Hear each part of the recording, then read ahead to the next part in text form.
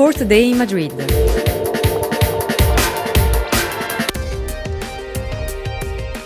Record attendance, 19,859 registered delegates to date.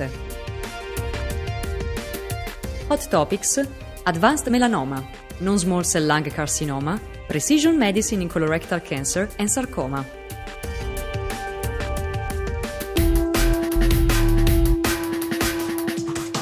Today's highlights. Expanded RAS testing confirmed to be vital to determine the treatment strategy in metastatic colorectal cancer. Phase 3 randomized FIRE-3 and CALGB-SWOG 80405 trials were presented. The two investigated strategies resulted effective, reporting an overall survival of more than 30 months. The results provided additional information to better understand the heterogeneity of the disease. RAS status is a starting point. The ultimate predictive biomarker and then the optimal therapy will require further research.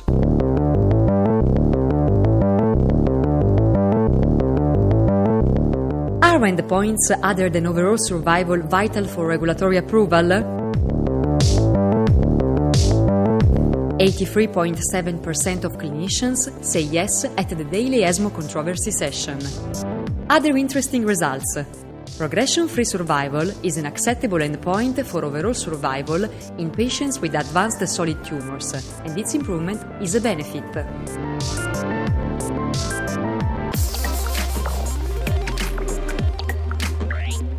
Little data is available on survival of elderly patients with advanced soft tissue sarcoma, although half of diagnosed cases are older than 65 years. A pooled analysis was conducted, collecting information of 2,636 patients with sarcoma from the European Organization for Research and Treatment of Cancer database. New strategies for this age group are urgently needed, concluded Vinette van der Graaf from Radboud University Medical Center in Nijmegen.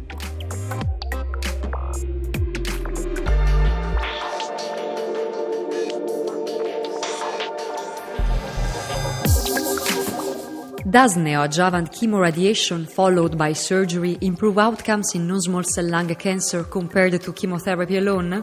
Phase 3 SAC trial gives the answer. The study by Dr. Miklos Ples included over 200 patients with stage 3 and 2 non-small cell lung cancer and reported the results of addition of radiotherapy to induction chemotherapy followed by surgery in this subset of patients.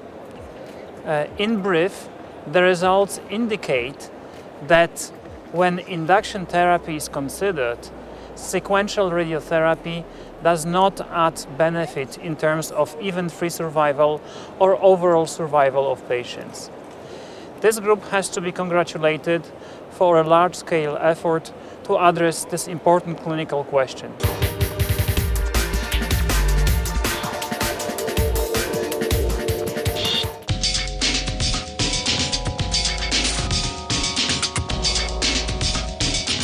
Combination therapy will be the standard of care for patients with BRAF-mutated advanced melanoma. It emerged from two separate studies presented in the afternoon by Grant MacArthur from the Peter MacCallum Cancer Centre in Melbourne and Caroline Robert from the Institut Gustave Roussy in France.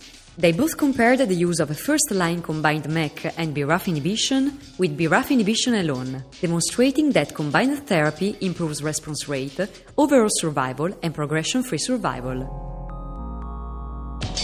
New opportunities of treatment from the open-label study discussed by Jeffrey Weber from the Cancer Center of Tampa. The immune checkpoint inhibitor antibody showed higher clinical activity, a longer-lasting response, and less toxicity than chemotherapy in patients with previously treated advanced melanoma.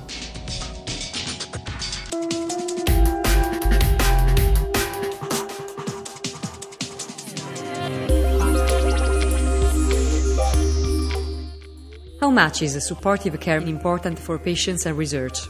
Once is supportive care is something that really impacts on the patients in terms of relief of symptoms.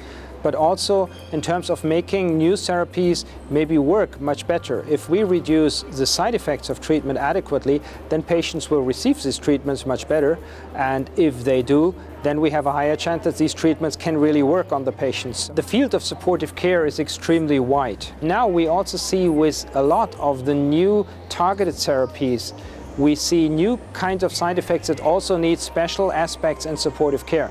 Let me take the example of the EGFR inhibitors that cause significant skin toxicity, so we need to focus on that.